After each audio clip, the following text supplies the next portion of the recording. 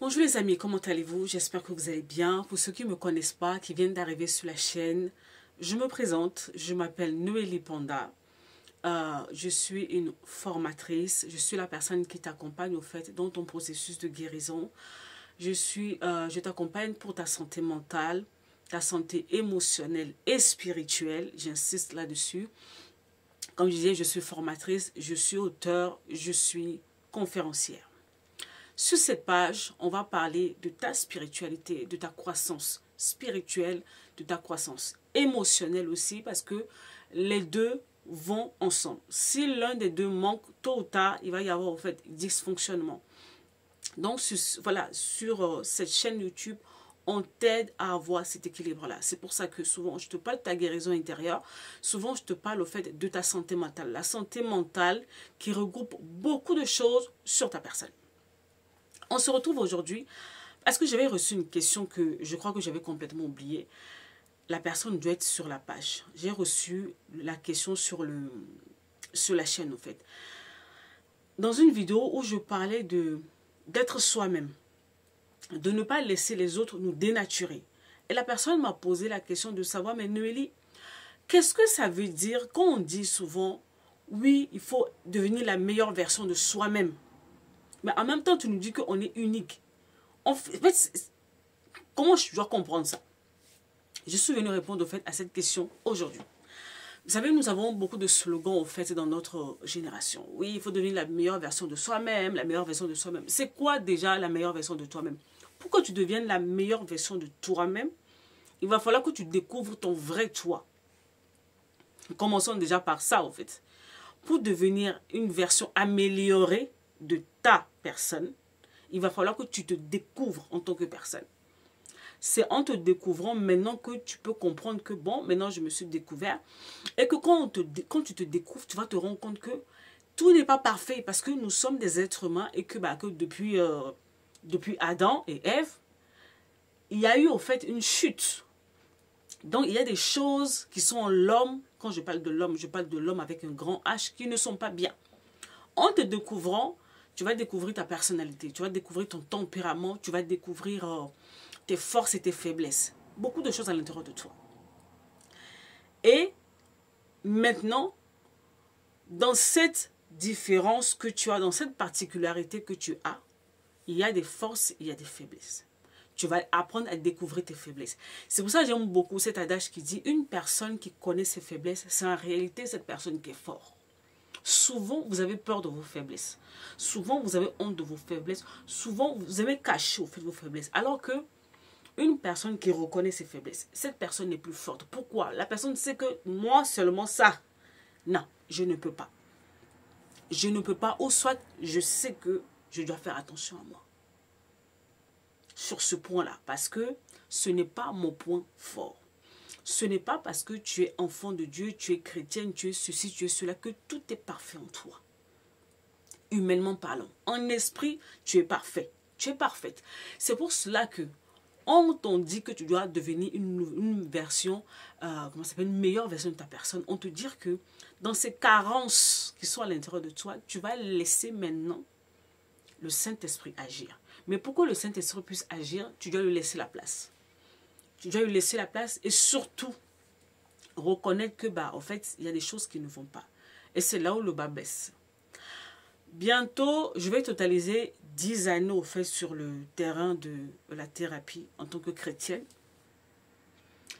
Et s'il y a une chose qui me désole auprès des chrétiens, c'est cette capacité que vous pensez que vous n'avez pas de problème. Votre vie est parfaite. Et c'est ça qui est dommage. Avant de vous convertir, l'évangile de Jésus vous a attiré parce qu'il y a un certain nombre de défis qui sont dans vos vies que vous n'arrivez pas à résoudre. Et on vous a parlé de cet évangile-là. Vous vous êtes dit, je vais venir trouver la solution là. C'est l'une des choses, c'est pas forcément ça, mais c'est l'une des choses qui vous ont poussé à aller accepter le Seigneur Jésus, à devenir chrétien ou chrétienne, à commencer à aller à l'église. Mais maintenant, quand vous commencez à aller à l'église, tout d'un coup, du jour au lendemain, vous êtes devenu parfait, vous n'avez plus de problème. Tout va bien. tout est beau, tout est rose. La joie du Seigneur est ma force. Et ceci là. En fait, vous rentrez en fait, dans un moule, vous rentrez dans un slogan où tout est parfait dans vos vies. Tu as oublié que quand tu étais en guillemets encore dehors, tu luttais contre un certain nombre de choses. Tu penses que le fait que tu sois arrivé directement en guillemets de la chrétienté, ou que tu as fait la prière de salut, tu as commencé à aller à l'église, tu penses au fait que tous tes défis, toutes ces choses en fait ont disparu d'un coup. C'est faux. C'est ça votre problème en fait. Vous vous mentez à vous-même. Ou vous avez écouté un certain nombre d'enseignements qui vous font croire que parce que vous êtes devenu enfant de Dieu, vous êtes parfait. Vous êtes parfait, c'est vrai. En fait, c'est vrai en partie. Parce que même la parole de Dieu le dit que quand tu deviens enfant de Dieu, tout est devenu neuf dans ta vie. C'est vrai. Mais il faut comprendre un principe. Tu es un être humain à tripartie. Tu as le corps physique où tu es en train de me regarder, en train de te parler. Tu as ton esprit qui reçoit au fait l'esprit de Dieu à la nouvelle naissance. Et quand tu fais la prière du salut, tu acceptes le Seigneur Jésus. C'est comme si, en fait, on a remis tout le compteur de ta vie à zéro. Spirituellement parlant, tu es à zéro. On repart à zéro. Tout est parfait, tout est cadré, tout est bon. Maintenant, il y a la troisième partie qui est l'âme. L'âme, maintenant, c'est le pont entre cette partie spirituelle de toi qui est parfaite et ton corps physique où les choses doivent se manifester. Les choses doivent transiter maintenant par ton âme. Et c'est à ce niveau-là que vous échouez. Vous ne savez pas comment votre âme fonctionne. Vous ne connaissez pas les caractéristiques de votre âme. Vous ne savez pas le rôle de ton âme dans ta vie spirituelle, dans ta vie physique. Vous ne le connaissez pas, en fait. Vous ne le connaissez pas. Et c'est ça qui fait que vous, en fait, vous rentrez dans ce dysfonctionnement. En guillemets, vous montez spirituellement. Vous devenez en fait des personnes matures spirituellement. Quand je dis même matures spirituellement, pour vous, ça peut être le fait d'aller beaucoup à l'église, d'être dans le service, de courir par-ci, par-là, d'être dans plein de départements, de faire plein de choses. On te connaît partout. Ou tu penses que c'est le fait de réciter beaucoup de versets bibliques. Ou tu penses que c'est le fait, d'aller à l'église tous les jours, d'être sur les réseaux sociaux, de parler de Dieu, je ne sais pas quoi. En tout cas, bref. Vous pensez au fait que la maturité spirituelle, c'est le fait de faire des activités spirituelles. Ou c'est le fait de passer beaucoup d'années à l'église. Ça n'a rien à voir avec la maturité spirituelle. La maturité spirituelle, c'est ta croissance dans ta relation avec Dieu. Et là, ça n'a rien à voir avec les activités. Ça n'a rien à voir avec les titres. Ça n'a rien avec tout ça. C'est une question de cœur à cœur. Et si on s'assoit rien que sur ça dans ta vie, là, on prend que cette partie spirituelle, il y a déjà, au fait, beaucoup de carences.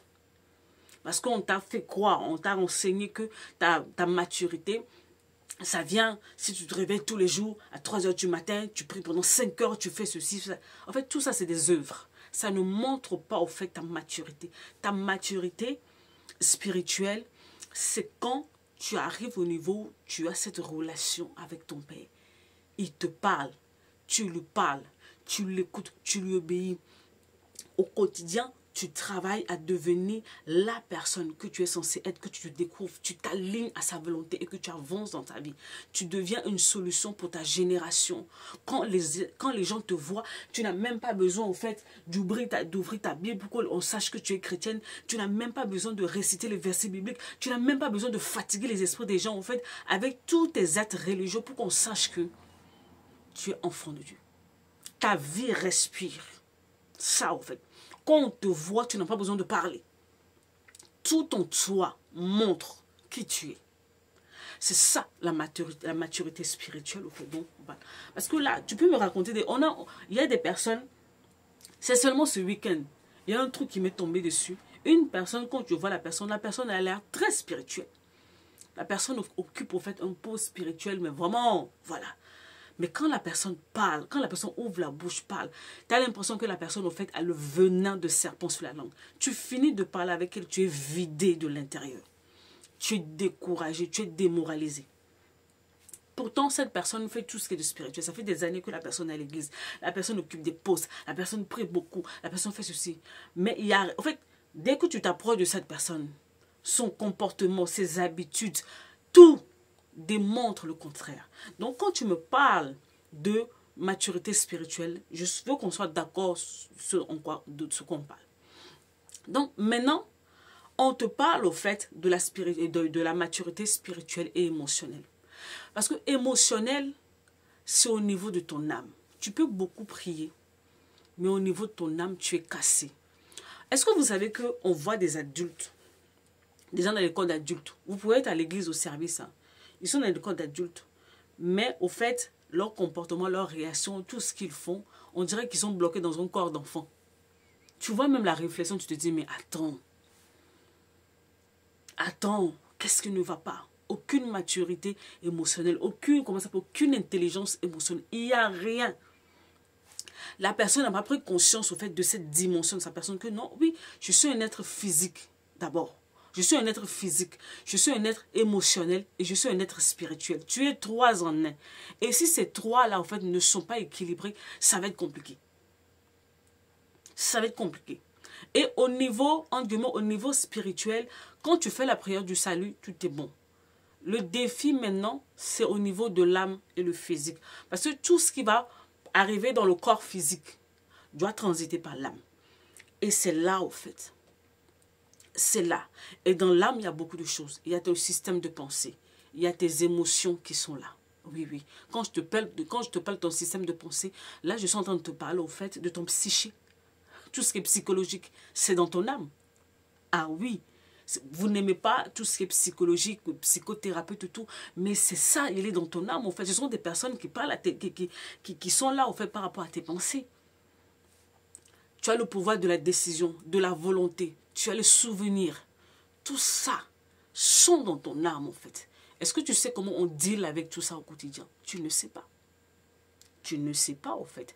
Donc, il y a des choses qui sont censées transiter dans le spirituel pour venir dans le physique. Tu dois passer par ton âme. Mais ton âme qui est le pont est tellement cassé, cabossé, brisé en mille morceaux. Donc, on ne sait même pas où c'est bouché par des saletés. Les choses n'arrivent pas, au fait, à transiter par là. Cette perfection que Dieu t'a donnée dans le spirituel n'arrive pas à transiter pour arriver dans le physique. C'est là où tu dois t'asseoir maintenant avec ton âme. Et c'est l'une des choses que je fais, au fait, sur cette chaîne YouTube. Parler à ton âme au quotidien, te faire comprendre que tu dois travailler sur un certain nombre de choses à l'intérieur de toi. Découvrir tes forces et tes faiblesses. Et au quotidien, dealer avec le Saint-Esprit pour travailler au fait sur tes faiblesses. Mais vous ne voulez pas reconnaître que vous avez des problèmes. Depuis que vous êtes à l'église, c'est fini. Vous êtes parfait. Vous êtes, voilà, hein, avec beaucoup de slogans. Mais ça, c'est que le paraître. À l'intérieur de vous, vous savez qu'il y a des luttes. Vous avez des croyances qui vous créent des problèmes au quotidien. Et ces croyances, ils viennent d'où? C'est dans votre âme, en fait, les croyances. Vous pensez que les croyances viennent d'où? Quand on vous parle de système de pensée, on vous parle de métanoïa, vous pensez que c'est où? C'est au niveau de ton âme. Tu as reçu beaucoup de mauvaises informations depuis des années qui sont stockées là, en fait. Ton âme, en fait, c'est comme un disque dur. Il a reçu, stocké beaucoup de mauvaises choses. Et à l'intérieur de ces choses, il y a des mauvaises choses. Mais toi, tu es persuadé que c'est des bonnes choses. Il y a des choses qui doivent être cassées. Il y a des informations, il y a des virus qui doivent être ôtés sur ce disque dur qui est sur ton âme. Faire le ménage. Apprendre au fait à soumettre ton âme. Parce que oui, dans l'âme, au fait, l'âme, c'est la partie la plus têtue de ta personne. Quand l'esprit vient te dire, fais telle chose, ton âme se dit, non, tu as trop peur, tu ne peux pas. Dieu te dit, tu puis tout par celui qui te fortifie. Si tu ne sais pas comment dealer avec ton âme, tu ne peux pas, en fait, aller au-delà. À des moments, tu vas te retrouver, au fait, devant la peur ou devant je ne sais pas quel truc. L'âme te dit une chose, l'esprit te dit une chose. Comment tu gères les deux? Et souvent, au fait, c'est ton âme qui remporte la bataille, ce qui fait que ça retarde les choses que le ciel a prévues pour toi. Ce n'est pas par moments, en fait, les esprits. C'est ton âme qui te cause des problèmes au quotidien. Donc, quand tu me parles de devenir la meilleure version de toi, assieds-toi, commence à faire, au fait, de faire, comment on appelle, comment je peux appeler ça? Faire vraiment le bilan, un détail de ta vie. Spirituellement, tu en es où? Émotionnellement, psychologiquement, au niveau de ton âme, tu en es où? Physiquement, tu en es où? Parce que tout ce qui se passe dans ton âme a des répercussions sur ton corps. Tout ce qui se passe dans ton âme a des répercussions sur le spirituel. Ton âme. Ton âme. Ton âme. Et encore ton âme. Lui, vous l'oubliez au fait. Alors que c'est l'un des moteurs. Si lui, il n'est pas en bonne santé, il n'y a rien qui va suivre. Rien. Tu vas essayer des choses, mais à un moment donné, tu vas te rendre compte au fait que ton réservoir intérieur est vide. C'est comme ça que vous finissez dans la frustration. Vous finissez dans la confusion. Vous finissez au fait avec des émotions négatives à l'intérieur de vous que vous n'arrivez même pas à assumer parce que vous vous dites que ce n'est pas spirituel. C'est parce que vous ne savez pas gérer ce genre de choses, en fait. Et moi, mon job, c'est de t'expliquer ce genre de choses. Que oui, au-delà que tu sois spirituel, tu as ton âme qui est là, qui a des besoins. Et si tu ne prends pas le temps de faire ce qu'il faut au niveau de ton âme, ça va te créer des problèmes physiquement, ça va te créer des problèmes au niveau spirituel. Devenir la meilleure version de toi-même, commence à t'asseoir pour voir ces choses qui te manquent. Ces besoins à l'intérieur de toi qui n'ont pas été satisfaits. Ces colères latentes, ces faiblesses-là que tu veux dissimuler. Parce que tu es devenu chrétien, chrétienne, parce que tu es parfait, tu es parfait. Tout ça là. C'est sur ça que tu es censé travailler. Ça ne change pas ta nature. Tu es ce que tu es. Mais jusque dans ce que tu es, vu que depuis le jardin d'Éden, l'homme a chuté, il y a des choses qui ne vont pas en toi. Et au quotidien, c'est là où l'œuvre de la croix intervient et le Saint-Esprit, au fait, vient t'aider au quotidien à ressembler de plus en plus à l'image de Christ. Donc, ça dit que le toi parfait, devenir la meilleure version de toi. Comme tu es là, c'est bien, mais ce n'est pas assez parce qu'il y a des failles. Parce que tu as vécu un certain nombre de choses dans la vie qui t'ont déformé, qui t'ont cabossé, qui t'ont laissé des cicatrices. Et au quotidien, il faut travailler sur ça. Il faut. C'est un travail au quotidien, en fait. Donc, ce n'est pas juste quand vous entendez, oui, il faut devenir il faut devenir une meilleure version de soi-même. En fait, ce n'est pas juste un slogan, c'est un appel à travailler sur vous. En fait, eux, ils parlent un autre jargon, mais je vous dis la même chose avec une autre phrase. Quand je vous dis travailler sur vous, je suis en train de te dire, deviens une meilleure version de ta personne. Et pour devenir cette meilleure version de ta personne, il faut d'abord découvrir qui tu es déjà. Parce que si tu ne sais pas qui tu es, je ne sais pas quelle version améliorée tu vas avoir de ça, en fait. 2025 est là. Asseyez-vous. Découvrez-vous. Depuis novembre, ceux qui sont sur la chaîne, je vous répète la même chose. 2025, asseyez-vous. Vous courez pour beaucoup de choses. Mais l'essentiel est là. Il vous attend, en fait.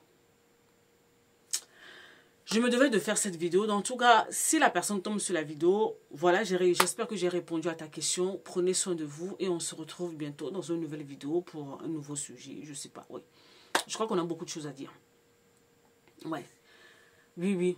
Sûr qu'il y aura toujours un sujet à dire. Donc, vous voyez que quand vous me laissez au fait des questions qui en vaut vraiment la peine, je viens. Je prends ça pour faire une autre vidéo pour pouvoir, au fait, comment ça s'appelle, édifier toute la communauté. Continuons, en fait, à interagir sur les vidéos. Continuons à les republier, à les partager à d'autres personnes. La communauté se croît. Merci beaucoup. On était à 1000 personnes ou 1200. Et là, on est en train d'arriver pratiquement à 2500, donc ça fait pratiquement 1000 personnes de plus. C'est une bonne chose, continuons à pousser, relayons le message, parce que voilà, je pense que ça va aider le maximum de personnes. Merci beaucoup, prenez soin de vous, et bye bye.